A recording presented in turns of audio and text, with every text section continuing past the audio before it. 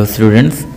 तो आज इस वीडियो के अंदर मैं आपको नॉन फॉर प्रॉफिट कंसर्न के प्रॉब्लम सॉल्व करके दिखाने वाला हूं, वो भी बहुत ही आसान स्टेप में।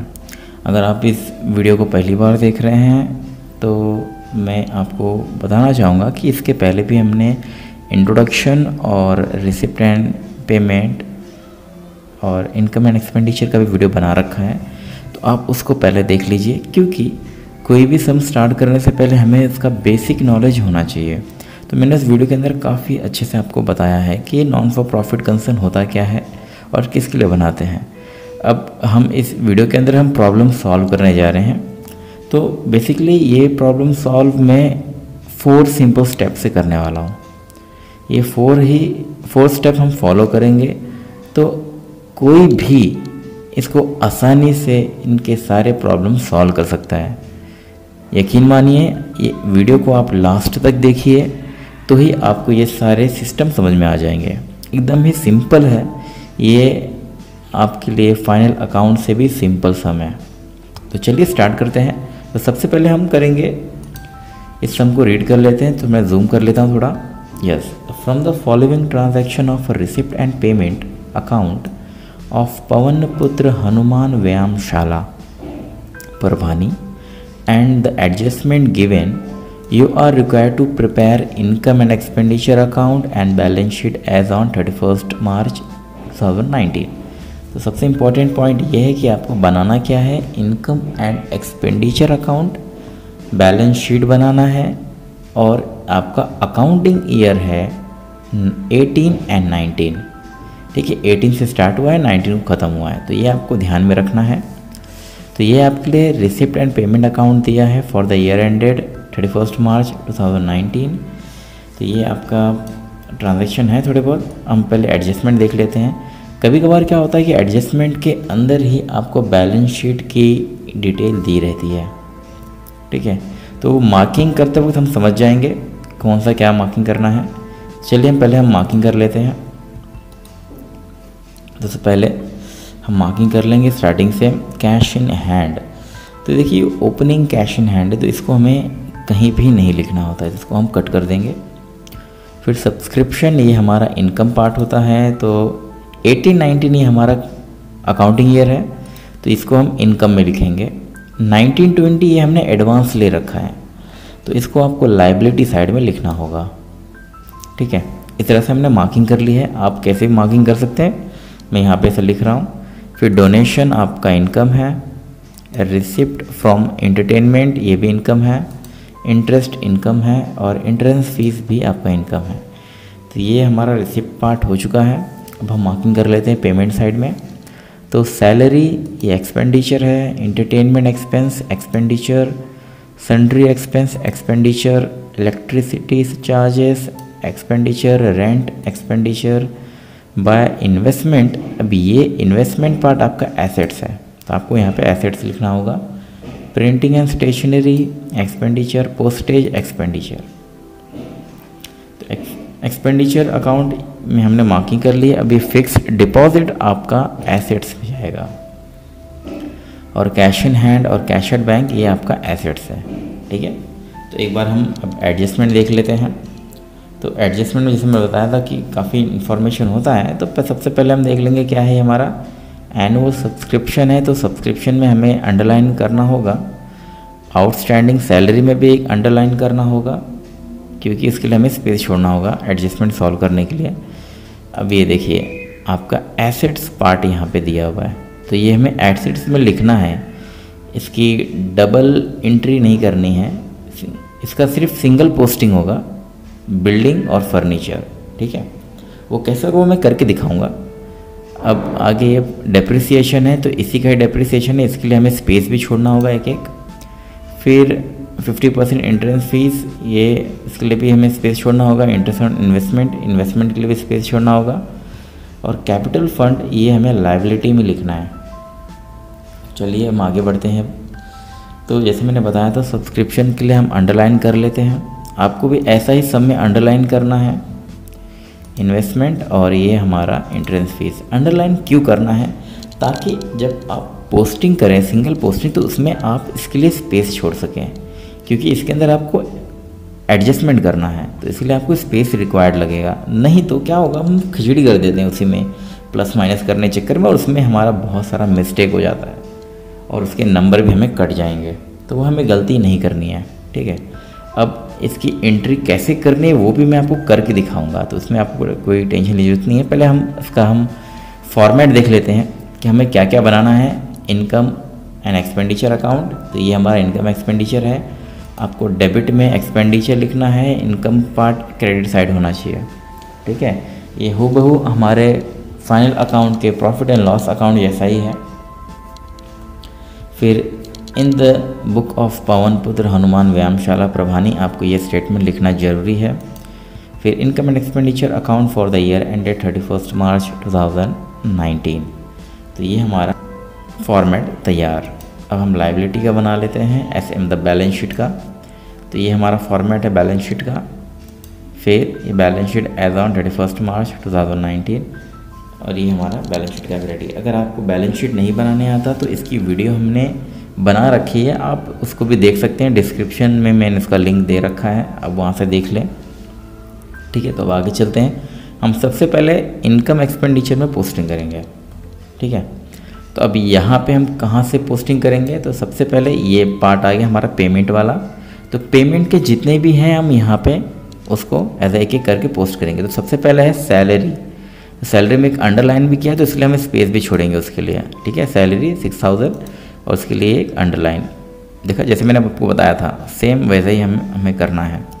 एंटरटेनमेंट एक्सपेंस, तो ये आपका यहाँ पे आ जाएगा। ठीक है, यहाँ पे कोई एडजस्टमेंट नहीं, तो उसका अमाउंट आउटर कॉलम में जाएगा। फिर ये वाला पार्ट यहाँ पे to salary expense, electricity charges, ठीक है, टू रेंट, तो ये, और यहाँ पे फिर प्रिंटिंग एंड स्टेशनरी भी है वो हम यहाँ पे पोस्ट करेंगे। फिर पोस्टेज। ठीक है, तो ये हमारा हो गया पेमेंट साइड का, क्योंकि बाकी ये जो है वो एसेट्स में, तो हमको जब बैलेंस शीट का देखेंगे तब उसमें हम करेंगे। तो ये हमारी पोस्टिंग हुई एक्सपेंडिचर की। ठीक है, अब हम देखते हैं इनकम साइड में क्या करना है। तो हम रिसिप्ट साइड का जो पार्ट है वो हम इनकम में पोस्ट करेंगे। तो सबसे पहला है सब्सक्रिप्शन, और इसके लिए हमने एक अंडरलाइन भी कर रखी है। ठीक है, तो हम इसको इनर कॉलम में लिखेंगे और एक अंडरलाइन कर देंगे ताकि हम इसका एडजस्टमेंट कर सकें। फिर ये पार्ट आपको लाइबिलिटी में लिखना है एज अ एडवांस। अब ये डोनेशन आ गया तो हम लिख देंगे यहाँ पे by donation, outer column amount. फिर रिसिप्ट फ्रॉम एंटरटेनमेंट, ये यहाँ पे आ गया। बाय इंटरेस्ट 400, और एंट्रेंस फीस के लिए भी एक अंडरलाइन है तो हम इसके लिए भी इसको इंटर कॉलम में लिखेंगे। देख लीजिए, एकदम ही आसान तरीका है पोस्टिंग करने का, आपको ज़रा भी कन्फ्यूजन नहीं होना चाहिए, इसलिए मैं एक एक स्टेप आपको बता रहा हूँ। थोड़ा वीडियो लंबा हो जाएगा बट इसमें आपको कोई स्किप नहीं करना है कहीं भी, आप इसको एक एक स्टेप देखते जाइए, एंड तक मैं बता रहा हूँ गारंटीड आप सीख जाएंगे इसको प्रॉब्लम कैसे सॉल्व किया जाता है। तो चलिए हम देख लेते हैं हमारा बैलेंस शीट। तो इसके लिए सबसे पहले हम क्या करेंगे, जो हमारा रिसिप्ट एंड पेमेंट में से जो कुछ बाकी है वो हम पहले नोट डाउन कर लेते हैं। तो यहाँ पे देख लेते हैं एसेट्स क्या है, फिक्स्ड डिपॉजिट, इसके पहले भी यहाँ पे दिया हुआ था, ये इन्वेस्टमेंट में लिखेंगे, यहाँ पे गलती से लिखा हुआ है, ये एज आपको लिखना है एसेट्स में। फिर इसके लिए अंडरलाइन छोड़ना है। फिर फिक्स्ड डिपॉजिट, यहाँ पे देखेंगे एसेट्स, देखो यहाँ पे फिक्स्ड डिपॉजिट में आ गया, और कैश इन हैंड और कैश एट बैंक ये भी हम यहाँ पे लिख देंगे।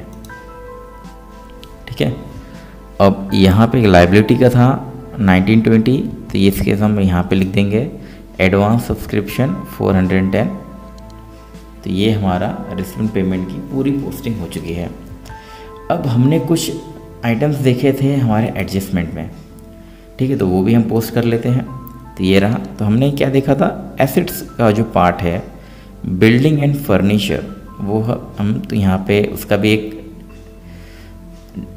डेप्रिसिएशन यानी एडजस्टमेंट भी दिया हुआ, तो इस दोनों के लिए हमें एक एक लाइन भी छोड़ना है। तो पहले बिल्डिंग लिखेंगे, सबसे पहले कैपिटल फंड, फिर इसके बाद हम बिल्डिंग लिखेंगे, फिर आ जाएगा फर्नीचर। ठीक है, तो कैपिटल फंड यहाँ पर था तो हमने यहाँ पे लिख दिया है, और ये पार्ट हमने यहाँ पे लिख दिया है।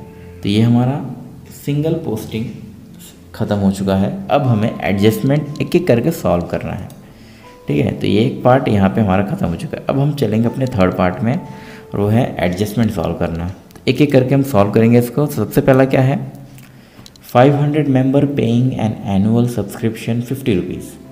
तो हमारे पास टोटल 500 मेंबर है और सबसे हम 50 रुपया एनुअली लेते हैं। तो चलिए इसको हम कैलकुलेट करके देखते हैं वर्किंग नोट में हमारे।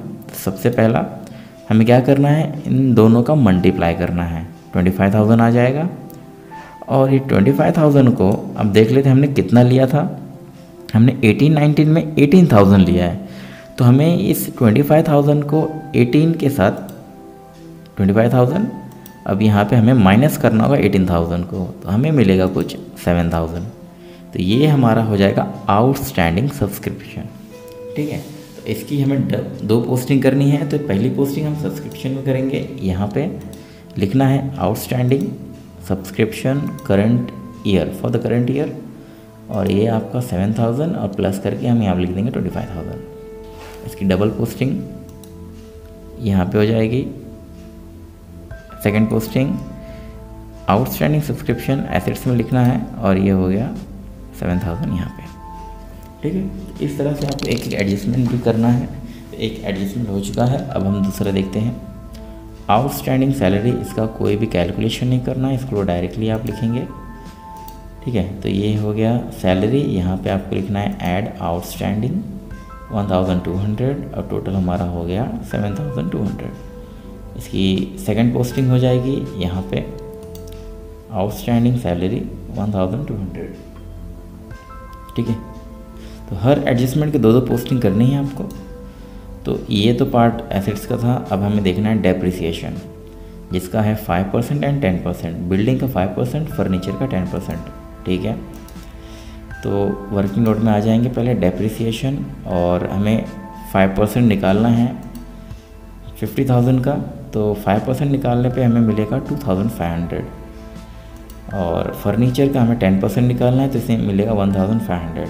अब आपको ये दोनों लेस करने हैं, बिल्डिंग में से और फर्नीचर में से। चलिए कैसे करेंगे वो अब देख लेते हैं। पहले आपको बिल्डिंग में लेस डेप्रिसिएशन 2,500, और आपका माइनस करने पे ये अमाउंट आउटर कॉलम में लिखना है। फिर फर्नीचर लेस डेप्रिसिएशन 1,500 माइनस करने पे ये हमें लिख दिया। अब इसकी सेकेंड इफ़ेक्ट जो है, हमें ये जो डेप्रिसिएशन है इसका हमें एक्सपेंडिचर में जाके इसका सेकेंड इफ़ेक्ट देना है। तो यहाँ पे हम लिखेंगे टू डेप्रिसिएशन बिल्डिंग 2,500, फर्नीचर, और उसका टोटल हो गया 4,000। तो हर एडजस्टमेंट के दो इफेक्ट होते हैं। तो पहला इफेक्ट वहाँ पे था बैलेंस शीट में, दूसरा इफेक्ट एक्सपेंडिचर में। अब देखते हैं यहाँ पे फिफ्थ वाला हमारा entrance fees should be capitalize 50%। तो यानी कि जो भी एंट्रेंस फीस होगा उसका हाफ। तो यहाँ पे 50% एंट्रेंस फीस है, तो 6,200 उसका एंट्रेंस फीस था, उसको हमने हाफ कर दिया 1/2 से।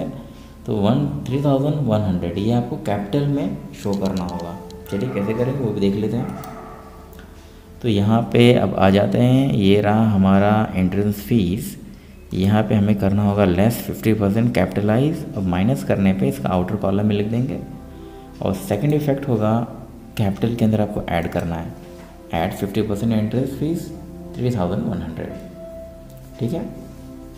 अब आगे देख लेते हैं, interest on investment 5% as accrued for 6 month. अब ये अक्रूड क्या होता है, चलिए वो भी समझ लेते हैं। हमारे इसके अंदर अक्रूड का मतलब होता है, आप एक तरह से इसको आउटस्टैंडिंग समझ सकते हैं। Accrued equals to nothing but an outstanding, आपका बकाया है। मतलब आपको इंटरेस्ट यानी इन्वेस्टमेंट आपने जो किया था वो इंटरेस्ट मिलना बाकी है। वो कितना मिलने वाला है, 6 महीने का मिलने वाला है। तो आपको कैसे करना है, 15,000 इंटू 5/100 यानी 5% इंटू 6 मंथ यानी 6/12 करना है। आप ये कैलकुलेशन करेंगे तो आपको मिलता है 375 रुपीज़। तो ये आपको ऐड करना होगा क्योंकि हमारा आउटस्टैंडिंग है। कैसे करेंगे, तो ये रहा इन्वेस्टमेंट, इसमें हम करेंगे ऐड आउटस्टैंडिंग, इस तरह से हो जाएगा 15,375। तो सेकेंड इफेक्ट ये हमारा इनकम में आ जाएगा, ठीक है। तो आउटस्टैंडिंग इन्वेस्टमेंट 375, ठीक है। अब और देखने क्या है, तो ये हमारा ऑलमोस्ट सारा एडजस्टमेंट ख़त्म हो चुका है। अब यहाँ पे हमें करना होगा क्लोजिंग। तो सबसे पहले हम क्या करेंगे, क्रेडिट और डेबिट दोनों ही प्लस कर लेंगे, और जिसका अमाउंट ज़्यादा है, जिसका बैलेंस ज़्यादा है, उसको हमें दोनों कॉलम में लिखना है। तो हमारा क्रेडिट साइड का मोस्टली ज़्यादा होता है, हमने उसका कैलकुलेशन किया हुआ है। यहाँ पे आता है 40,275, और उसको भी हमें यहाँ पे लिखना है 40,275। अब आपका ये जो अमाउंट का टोटल है उसको 40,275 से माइनस करना है, तो हमें मिलेगा सब सरप्लस। हाँ, यहाँ पे प्रॉफिट एंड लॉस में आपको प्रॉफिट नेट लॉस मिलता था, पर यहाँ पे हम उसको सरप्लस के नाम से लिखते हैं। टू सरप्लस मतलब एक तरह से प्रॉफिट होता है, और जब लॉस होगा तो आपको डेफिसिट लिखना होगा, ठीक है। तो ये थोड़ा फ़र्क है इनकम एक्सपेंडिचर अकाउंट में। कितना आया हमारा माइनस करने पे, तो हमें मिलता है excess of income over expenditure 19,395, ये हमारा अमाउंट आया है। अब इसको हम कहाँ लिखेंगे, तो इसको हम लिखेंगे हमारे कैपिटल फंड में। इसको ऐड करेंगे सरप्लस को, और इसका जो टोटल है वो हमें आउटर कॉलम में लिखना है, ठीक है। अब यहाँ पे हमारा अमाउंट आ चुका है, तो सबसे पहले हम इस लायबिलिटी को टोटल करेंगे। ये आ गया 94,105। अब यही अमाउंट इस तरफ भी आना चाहिए, इसे हमें कहते हैं हमारा सम टैली हो चुका है। तो ये हमारा सम टैली हो चुका है, और लिटरली बताऊं, जब सम टैली होता है तो सबसे अच्छी वाली फीलिंग आती है कि हमने कुछ अच्छा काम कर लिया है। तो बस ये आपका सम हो गया फिनिश। देखा स्टूडेंट, बहुत ही सिंपल है। हमने रीड किया, पोस्टिंग किया, फिर एडजस्टमेंट सॉल्व किया, और यहाँ पे क्लोज कर लिया। ये 4 सिंपल स्टेप में हमने पूरा सम सॉल्व कर लिया है। तो अगले वीडियो में हम जल्दी मिलेंगे, और नेक्स्ट वीडियो जो हमारा आने वाला है वो है हम बोर्ड सम को सॉल्व करेंगे। ये हमारा टेक्सुअल सम था, हम बोर्ड सम को भी सॉल्व करेंगे। तो ज़रूर उस वीडियो को देखें, और उसके लिए आपको हमारे चैनल को सब्सक्राइब करना होगा, ठीक है। मिलते हैं, थैंक यू सो मच।